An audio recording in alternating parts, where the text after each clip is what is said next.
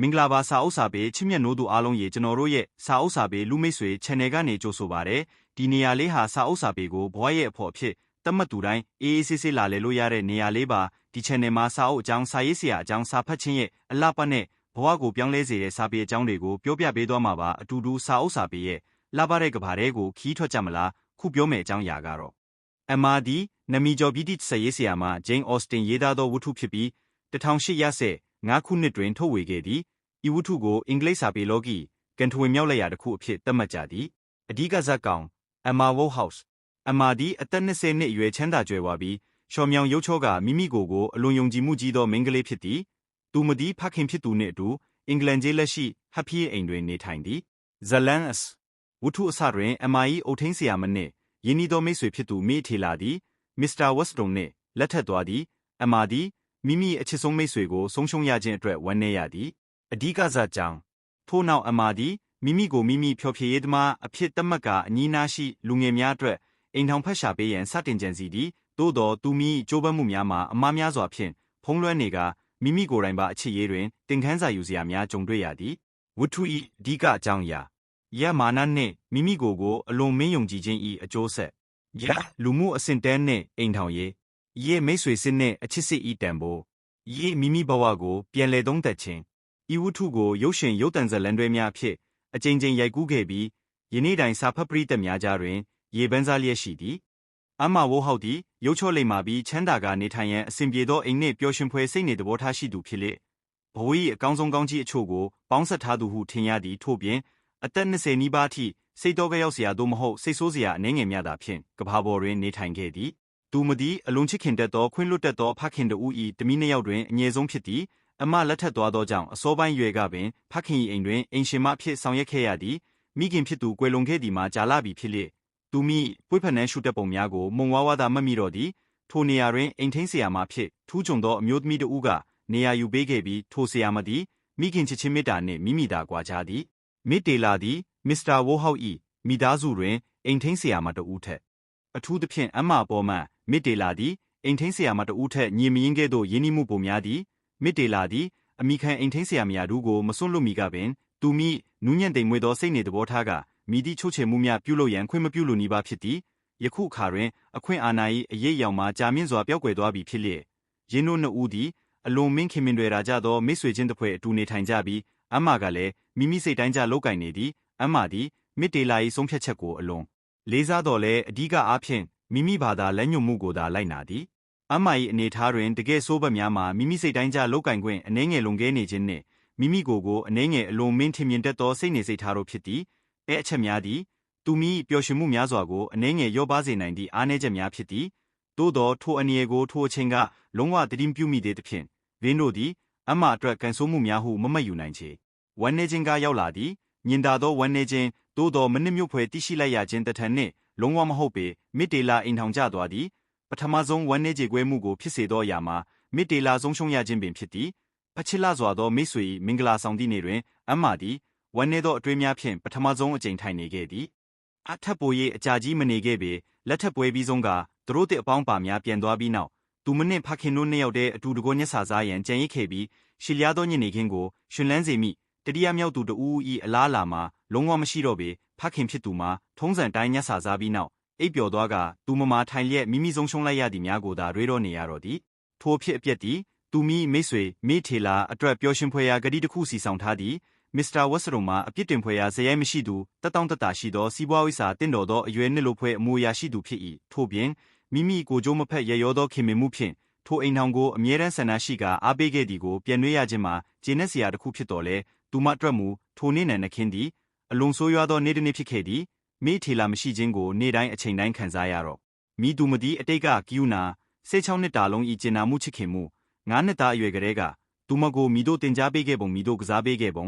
ကျမ်းမာစဉ်ခါတွင်သူမကိုချစ်ခင်တွေရာစေရန်နှင့်ဖျော်ဖြေရန်မိမိစွမ်းအားအလုံးကိုမိတို့မြုံနှံခဲ့ပုံကလေးဘဝ၏ဖျားနာမှုမျိုးမျိုးတို့တွင်သူမကိုမိတို့ပြုစုဆောင်ရှောက်ခဲ့ပုံတို့ကိုပြန်မှတ်ရသည်ကျေးဇူးတရားကြီးမားစွာတင်ရမည်ဖြစ်၏သို့သောလွန်ခဲ့သည့်9နှစ်တာကဆက်ဆံရေးတန်းတူညီမျှကလေးဘဝ၏ဖျားနာမှုမျိုးမျိုးတို့တွင်သူမကိုမိတို့ပြုစုဆောင်ရှောက်ခဲ့ပုံတို့ကိုပြန်မှတ်ရသည်ကျေးဇူးတရားကြီးမားစွာတင်ရမည်ဖြစ်၏သို့သောလွန်ခဲ့သည့်9နှစ်တာကဆက်ဆံရေးအမအီဇာဘဲလာလက်ထက်ပြီးနောက် မကြာမီသူတို့နှစ်ဦးတည်းကြံရစ်ချိန်တွင်ဖြစ်ပေါ်ခဲ့သောတန်းတူညီမျှသောအနေအထားနှင့်စုံလင်သောအပြန်အလှန်မဆောင်စည်းမှုသည်ပိုလီပင်ချစ်စရာကောင်းနူးညံ့သောအမတ်တရားတစ်ခုဖြစ်နေသေးသည်သူမမာလူနှဲငယ်သာရရှိသောမိတ်ဆွေနှင့်အဖော်တူဖြစ်ခဲ့သည်ထက်မြက်သည့်ကောင်းစရာများကြွယ်ဝအတုံးဝင်နူးညံ့သိမ်မွေ့မိသားစု၏လမ်းစဉ်အားလုံးကိုသိရှိကာလင်း၏အရေးကိစ္စအားလုံးကိုစိတ်ဝင်စားသူအထူးသဖြင့်သူမိအမ၏အပျော်ပါအစီအစဉ်တိုင်းကိုစိတ်ဝင်စားသူစိတ်ထဲပေါ်လာသည့်အတွေ့အတိုင်းကိုပြောပြနိုင်သောသူထို့ပြင်အပြစ်ရှာတတ်ခြင်းမရှိသောသူမအပေါ်ချစ်ခင်မှုမျိုးပိုင်ဆိုင်ထားသူဖြစ်သည်သူမသည်အပြောင်းလဲကိုမိတို့ခံနိုင်ရရှိမည်နှင့်သူမိမိတ်ဆွေသည်သူတို့ထံမှမိုင်ဝက်မြတာဝေးရသို့သွားနေခြင်းမှာမှန်တော်လဲသူတို့ထံမှမိုင်ဝက်အကွာရှိမစ်စစ်ဝက်စတုန်နှင့်အိမ်ထဲတွင်ရှိသောမိထေလာတို့ကြားခြားနားချက်မှာကြီးမားသည်ကိုအမာသိရှိသည်ထို့ပြင်သူမိပင်ကိုနှင့်မိသားစုဆိုင်ရာအားသာချက်များအားလုံးနှင့်ယခုအခါသူမသည်အတိယံပိုင်းအထီးကျန်ခြင်းကိုခံစားရရန်ကြီးစွာသောဘေးအန္တရာယ်နှင့်ရင်ဆိုင်နေရသည်သူမသည်ဖခင်ဖြစ်သူကိုအလွန်ချစ်ခင်သည်အာသို့သောဖခင်မှာသူမအတွက်အဖော်မဟုတ်ပေအကြောင်းကျိုးဆိုင်ရာသို့မဟုတ်ရှင်ပြောဖွဲစကားဝိုင်းတွင်သူမနှင့်လိုက်မမီနိုင်ပေသူတို့၏အသက်အရွယ်ကွာခြားမှုမစ္စတာဝိုးဟောက်စ်မှာငယ်ငယ်ရွယ်ရွယ်နှင့်လက်မထက်ခဲ့ပေမှဖြစ်ပေါ်လာသောအစင်မပြေမှုသည်သူ၏ကိုယ်ခန္ဓာတိဆောက်ပုံနှင့်အလေးထားများကြောင့်ပုံမူကြီးမားလာသည့်အကြောင်းမှာသူသည်တစ်သက်လုံးမကြမ်းမမာရှိသူခေအိုနိုဖူနေအီဗာဖြစ်ပြီးစိတ်ရောကိုယ်ပါမလို့မရှားဖြစ်ကာအမှန်တကယ်အသက်ထက်အလေးထားများအရာပိုကြီးအိုမင်းနေသူဖြစ်သည်သူ၏ဖော်ရွေသောနှလုံးသားနှင့်ချစ်စရာစိတ်ထားကြောင့်နေရာတိုင်းတွင်ချစ်ခံရတော်လဲသူ၏အရေးချင်းများမှာမိသည့်အခါမျှသူ့ကိုထူးချွန်သူဖြစ်သတ်မှတ်စေနိုင်ခဲ့သည်သူမိအမမှာအိမ်ထောင်ပြုခြင်းအပြင်အတော်အသင့်ဝေးရသို့သာရောက်သွားသည်ဟုဆိုရတော်လဲလန်ဒန်တွင်နေထိုင်ပြီး16မိုင်မြသာဝေးသည်နေ့စဉ်တွားရောက်တွေ့ဆုံနိုင်သောအကွာဝေးထက်များစွာလွန်သည်ခရစ်စမတ်မတိုင်မီထိအီဇာဘဲလာနှင့်ခင်ပွန်းထို့ပြင်သူတို့၏ကလေးငယ်များထံမှအိမ်တော်အားပြီးစေကပျော်ရွှင်ဖွယ်ပေါင်းသင်းဆက်ဆံရေးကိုပြန်လည်ပေးအပ်မိနောက်အကြိမ်လာရောက်ခြင်းမရောက်မီအထိဟပ်ဖီးတွင်ရှီလျားသောအောက်တိုဘာနှင့်နိုဝင်ဘာလညနေခင်းများစွာကိုရုန်းကန်ဖြတ်တန်းရမည်ဖြစ်သည်ဟိုက်ပါဒီတီးကြမြက်ခင်းခြုံပုတ်များနှင့်အမိရှိတော်လဲဟပ်ဖီးအမှန်တကယ်ပိုင်ဆိုင်သည့်မြို့ကြီးတစ်မြို့လိုလူထူထက်သောရွာကြီးဒီသူမအတွက်တန်းတူရထားရှိသူမိသူတဦးကိုမျှမပေးပေဝိုးဟောက်စ်မိသားစုသည်ထိုအရက်နှအရေးပါမှုပထမဆုံးဖြစ်သည်လူတိုင်းကသူတို့ကိုအထက်ကနေကြီးညိုကြည့်ရှုကြသည်သူမိဖခင်သည်အားလုံးအပေါ်ဖော်ရွေသောကြောင့်ထိုရက်တွင်အတိမိတ်ဆွေများစွာရှိတော်လဲရင်းတို့အနက်မှမိထေလာနေရာကိုတဝက်တနေ့မျှအစားထိုးနိုင်သူတယောက်မျှမရှိပေဗင်းဒီဝမ်းနည်းဖွယ်အပြောင်းလဲတစ်ခုဖြစ်ပြီးအမာသည်ဗင်းအတွက်တက်ပြေးမချနိုင်ဘဲမဖြစ်နိုင်သောအရာများကိုဆန္ဒပြုနေ၏နောက်ဆုံးဖခင်နိုးလာပြီးရှင်လန်းနေရန်လိုအပ်လာချိန်ထိပင်ဖခင်၏စိတ်ဓာတ်သည်အားပေးမှုလိုအပ်သည်သူသည်အာယုံကြောလုံသူအလွယ်တကူစိတ်ဓာတ်ကြတတ်သူအကျွမ်းတဝင်ရှိသူတိုင်းကိုချစ်တတ်ပြီးသူတို့နှင့်ခွဲခွာရခြင်းကိုမုန်းတီးသူအပြောင်းလဲတိုင်းကိုမုန်းတီးသူဖြစ်သည်အိမ်ထောင်ပြုခြင်းသည်အပြောင်းလဲ၏အကြောင်းရင်းအဖြစ်အမြဲတမ်းမနစ်မြို့ဖွယ်ရာဖြစ်ပြီးမိမိသမီး၏လက်ထက်ခြင်းဥကိုလည်းလုံးဝလက်မခံနိုင်သေးရင်းသည်ချစ်ချင်းမေတ္တာကြောင့်သာပေါင်းစည်းမှုဖြစ်တော်လဲယခုတွင်မိထေလာနှင့်ခွဲခွာရသည့်အခါသူမအားကယူနာဖြင့်သာအမြဲပြောဆိုနိုင်၏အလဲခွဲခွာရတော့မည်သူ၏အလေးထက်အရာတိမ်မွေ့သောအတ္တဆန်မှုနှင့်အခြားသူများသည်မိမိနှင့်ခံစားချက်ကွဲပြားနိုင်သည်ဟုတခါမျှမတွေးနိုင်ခြင်းတို့ကြောင့်မိထေလာသည်သူတို့အတွက်သာမကသူ့ဘာသာသူအတွက်ပါဝမ်းနည်းဖွယ်ကောင်းသောအမှုတစ်ခုကိုပြုလုပ်လိုက်သည်ဟုအလွန်စိတ်ယူ၍သူမသည်ကျန်တဲ့သက်တာလုံးဟပ်ဖီးမှနေခဲ့မယ်ဆိုရင်အဆမတန်ပိုပြောမိ၏ဟုထင်မှတ်နေသည်အမာသည်ဖခင်ဖြစ်သူ၏ထိုတွေးမျိုးမပေါ်ရအောင်တက်နိုင်သည်မြရှင်လန်းစွာပြုံးကာစကားပြောသည်သို့သောလက်ဖက်ရည်အချိန်ရောက်သောဖခင်သည်မျက်စာစားချိန်ကပြောခဲ့သလိုပင်အတိအကျပြောမိခြင်းကိုမရှောင်နိုင်တော့ပေညံပြင်းတဲ့မိထေလ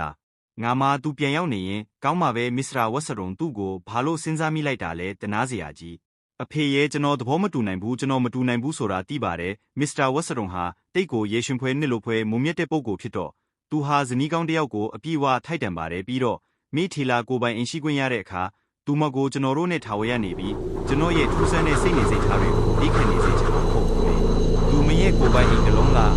ဒါပေမဲ့သူမရဲ့ကိုပိုင်အိမ်ရှိခြင်းရဲ့အကျိုးကျေးဇူးကဘာလဲဒီအိမ်က3 စလောက်ကြီးတယ်ပြီးတော့ငါသမီးလေးမှာထူးဆန်းတဲ့စိတ်နေစိတ်ထားတွေလုံးဝမရှိဘူးကိုကျွန်တော်တို့သူတို့စီသွားတွေ့တာသူတို့ဒီကိုလာတွေ့တာဘလောက်များမကြာခဏဖြစ်မလဲကျွန်တော်တို့အမြဲတွေ့ကြရမှာပါစတင်ရမယ်မကြခင်မှာအိမ်ထောင်ဖြစ်သူတို့စီဂုံပြုလေပတ်ဖို့သွားရမယ်ငါသမီးရဲ့အဲ့ဒီအထိငါဘလို့သွားရမလဲရန်တော့ကတိတ်လန်းလုံးတယ်ငါဒီလောက်ဝေးတဲ့အကွာဝေးလမ်းမလျှောက်နိုင်ဘူးမဟုတ်ဘူးအဖေရဲ့အဖေလမ်းလျှောက်မယ်လို့ဘယ်သူမှမစင်စားပါဘူးတေချာတာကတော့ကျွန်တော်တို့မြင်းလဲနဲ့သွားရမယ်မြင်းလဲလားဒါပေမဲ့ဂျိမ်းစ်ကဒီလောက်တိုတဲ့ခီးအတွက်မြင်းတွေကိုထမ်းဖို့တက်ဖို့မကြိုက်ဘူးပြီးတော့ငါတို့လေပတ်နေတုံးဆင်းရဲတဲ့မြင်းတွေဘယ်မှာရှိနေရမလဲ သူတို့ကိုမစ္စတာဝက်စတုံရဲ့မြင်းဆောင်မှာထားလို့ရပါတယ်အဖေရဲ့အဲ့ဒါတွေအားလုံးကိုကျွန်တော်တို့ပြီးပြီးသားညှိနှိုင်းထားပြီးသားပါမနေ့ညကမစ္စတာဝက်စတုံနဲ့အကုန်ပြောထားပြီးသားဂျိမ်းစ်အတွက်ကြတော့သူ့သမီးကအဲ့ဒီမှာအိမ်ကူဖြစ်အလုပ်လုပ်နေတာမို့ရန်တော့ကိုအမြဲတမ်းသွားချင်နေဆိုတော့တေးချပါတယ်သူကျွန်တော်တို့ကိုတခြားဘယ်နေရာကိုမှခေါ်သွားမလားဆိုတာပဲကျွန်တော်တန်တရားရှိတယ်အဲ့ဒါဖေရဲ့ကျေးဇူးပါဖေကဟန်နတ်ကိုတတ်မှတ်လို့ရတဲ့အလုပ်ကောင်းရစေခဲ့တာဟန်နတ်ကိုအဖေမပြောပြခင်အထိဘယ်သူမှသူ့ကိုမစင်စားခဲ့ဘူးဂျိမ်းစ်အရန်ကျေးဇူးတင်နေတယ်ငါသူ့ကိုစဉ်းစားမိတာတိတ်ပျော်တယ်တိတ်ကန်ကောင်းတယ်ဘလို့နဲ့မှဆင်းရဲတဲ့ဂျိမ်းစ်ကိုမထီမဲ့မြင်ပြုတ်တယ်လို့မဖြစ်စေချင်ဘူးပြီးတော့သူမကအရန်ကောင်းတဲ့အလုပ်သမားဖြစ်လိမ့်မယ်လို့ငါယုံကြည်တယ်သူမဟာယဉ်ကျေးပြီးတာယာစွာပြောတတ်တဲ့မိန်းကလေးတစ်ယောက်ပါငါသူ့ကိုအမြင်ကြီးတယ်သူမကိုတွေ့တိုင်းကြည်ကြည်လဲလဲဥညွတ်ပြီးကျမ်းမာရေးကိုမင်းမြန်းတတ်တယ်မင်းသူ့ကိုအချုပ်စရာဒီကိုခေါ်လာတဲ့အခါတိုင်းတကားတော့ကိုမှန်ကန်တဲ့ဘက်ကလှည့်ပြီးဘယ်တော့မှဝါကြိတ်မပိတ်ဘူးသူမဟာအကောင်းဆုံးအလုပ်သမားဖြစ်လိမ့်မယ်လို့ငါသေးချာတဲ့ဆင်းရဲတဲ့မိထီလာအတွက်သူမမြင်ကျွမ်းထားသူတယောက်အနားမှာရှိတာကြီးစွာသောနှစ်သိမ့်မှုဖြစ်လိမ့်မယ်ဂျိမ်းစ်သူ့သမီးကိုသွားတွေ့တိုင်းငါတို့အကြောင်းကြားနေရလိမ့်မယ်လေငါတို့အားလုံးဘလို့နေရဲဆိုတာသူမကိုသူပြောပြနိုင်လိမ့်မယ်ဒီပိုပျော်ရွှင်စရာကောင်းတဲ့အတွေ့အခေါ်စီးကြောင်းကိုထိမ့်သိမ့်ရန်အမှားအားထုတ်မှုများစွာမနှဲလုပ်ခဲ့ပြီးစားပွဲတင်ကောက်ကစားခြင်းဖြင့်ဖခင်ဖြစ်သူကိုညနေခင်းကိုတီးခံနိုင်ုံဖြစ်တန်းစေရန်မျော်လင့်ကမိမိကလွဲလျင်နောင်တမရစေရန်ဆူတောင်းခဲ့သည်စားပွဲတင်ကောက်စားပွဲအကျဉ်းချုပ်အမာဝိုးဟောက်စ်တီအသက်20နှစ်အရွယ်ချမ်းသာရဲ့ရှော်မြောင်ရုပ်ချောသောမိမပြိုဖြစ်သည်သူမသည်ဖခင်ဖြစ်သူမစ္စတာဝိုးဟောက်စ်နှင့်အတူဟပ်ဖီးအိမ်တွင်နေထိုင်သည်သူမီအုတ်ထင်းဆရာမဖြစ်သူမိထေလာသည်မစ္စတာဝက်စတုံနှင့်လက်ထပ်သွားပြီးဖြစ်ရာအမာသည်လက်တွဲဖော်ကောင်းဆုံးကိုဆုံးရှုံးလိုက်ရသည်ဟုခံစားရသည်အမာသည်ဖခင်ကိုအလွန်ချစ်တော်လဲဖခင်မှာအသက်အရွယ်ကြီးရင်ပြီးအာယုံကျော်လုံသူအပြောင်းလဲကိုမုန်းတီးသူဖြစ်ကစကားဝိုင်းတွင်သူမနှင့်လိုက်မမီနိုင်ပေအမအီဇာဘဲလာမှာလန်ဒန်တွင်နေထိုင်သောကြောင့်မကြာခဏတွေ့ဆုံရန်ဝေးလုံးသည်ဟိုက်ဘာဒီရွာတွင်အမာနှင့်တန်းတူအဆင့်ရှိသူမရှိသလောက်ဖြစ်ပြီးမိထီလာနေရာတွင်အစားထိုးနိုင်သူတယောက်မျှမရှိပေဝုထု၏အစိတ်ပိုင်းသည်အမာ၏ဖခင်နှင့်စကားပြောဆိုမှုမြင်းလေးဖြင့်လဲပတ်ရင်းနှင့်မိထီလာအိမ်ထောင်ပြုသွားခြင်းအပေါ်ဖခင်ဖြစ်သူ၏မကျေနပ်ချက်များရိုးဖြင့်တွတ်တွတ်လက်လက်ဖော်ကျူးထားသည်အမာမှာထုံညက်နေခင်းကိုဖခင်အားရှင်လန်းအောင်စ조사ရင်းနှင့်စားပွဲတင်ကောက်ကစားကအချိန်ကုန်ဆုံးရသည်ဇလန်း၏အဓိကအကြောင်းအရာအပြောင်းလဲကိုခံစားရခြင်းအထီးကျန်မှုလူမှုအဆင့်တန်းမိသားစုဆက်ဆံရေးနှင့်စိတ်ကူးရင်ဝါဒနာတို့ဖြစ်သည်